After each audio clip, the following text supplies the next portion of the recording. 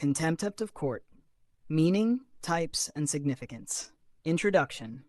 The judiciary is one of the most vital pillars of democracy, entrusted with the responsibility of upholding the rule of law and dispensing justice impartially.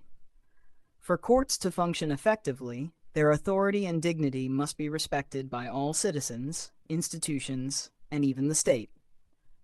Any act that lowers the authority of a court, interferes with the due process of justice, or disobeys court orders is termed as contempt of court. The concept exists across the world, though its scope and application differ from country to country. In India, for instance, contempt of court is governed by the Contempt of Courts Act, 1971, whereas in countries like the United States and the United Kingdom, the principles have evolved through common law and statutory enactments.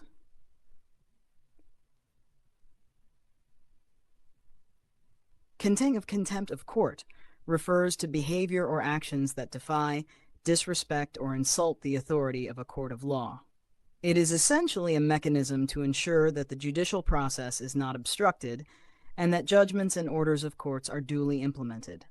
The rationale is simple. If people are allowed to disregard court decisions or ridicule the judicial process, the entire justice system would collapse, resulting in anarchy. The Indian Contempt of Courts Act, 1971, defines contempt in two broad categories, civil contempt and criminal contempt. Similarly, other jurisdictions also recognize both types, although the terminology may vary. Types of contempt of court. 1. Civil contempt. Civil contempt refers to the willful disobedience of any judgment, decree, direction, order, writ, or other process of a court, or a willful breach of an undertaking given to a court. It is essentially a tool to ensure compliance with court orders.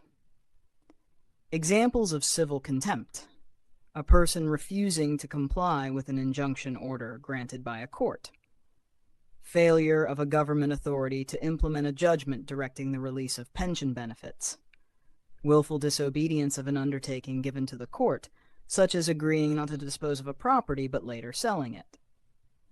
The purpose of punishing civil contempt is not to punish the wrongdoer per se, but to compel obedience to the court's orders and to uphold the rights of the parties in whose favor the order has been made. 2. Criminal contempt. Criminal contempt is broader in scope and more serious in nature.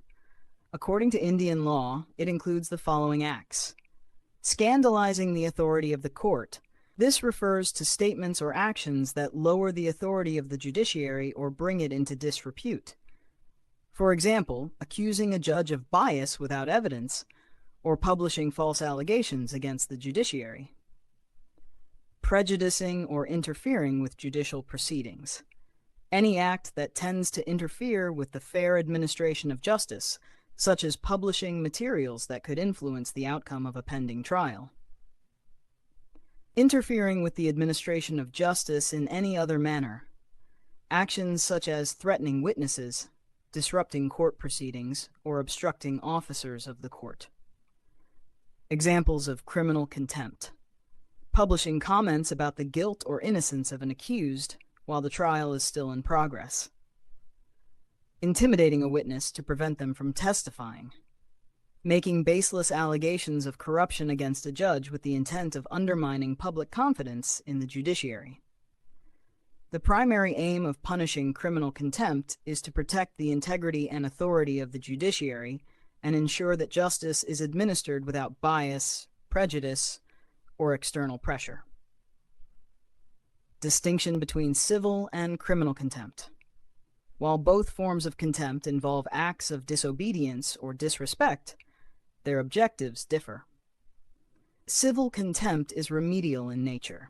It seeks to enforce compliance with court orders. Criminal contempt is punitive in nature. It seeks to punish acts that obstruct the administration of justice or lower the dignity of the court. In practice, however, the line between the two can sometimes be blurred, as an act of disobedience may also amount to interference with justice. Punishment for contempt of court. Punishments for contempt vary across jurisdictions. In India, Under the Contempt of Courts Act, 1971, the punishment for contempt of court is simple imprisonment for up to 6 months, or fine up to $2,000, or both, depending on the gravity of the case. However, courts also have the power to discharge a contemner if they offer an unqualified apology and the court is satisfied with its genuineness. The emphasis is on reform rather than retribution. Rights. Importance of contempt jurisdiction. The law of contempt is essential for 1. Upholding the rule of law, ensuring that court orders are respected and implemented. 2. Maintaining public confidence. People must trust that the judiciary is impartial, effective, and free from undue influence. 3. Ensuring fair trials. Contempt laws protect witnesses, litigants, and judicial officers from intimidation or interference. 4. Preserving judicial independence. Courts cannot function effectively if their authority is constantly challenged or undermined. Conclusion. Contempt of court is a crucial legal mechanism designed to protect the authority, dignity, and effectiveness of the judiciary. Broadly categorized into civil contempt, disobedience of court orders, and criminal contempt, acts that obstruct or scandalize the administration of justice, it ensures that the rule of law is upheld and justice is delivered impartially. At the same time, the law contains safeguards to prevent its misuse against fair criticism and free speech. In a democracy, the contempt jurisdiction acts as a shield, protecting the judiciary from attacks that could weaken it, while also reminding courts to exercise this power with restraint and fairness. Word count 8.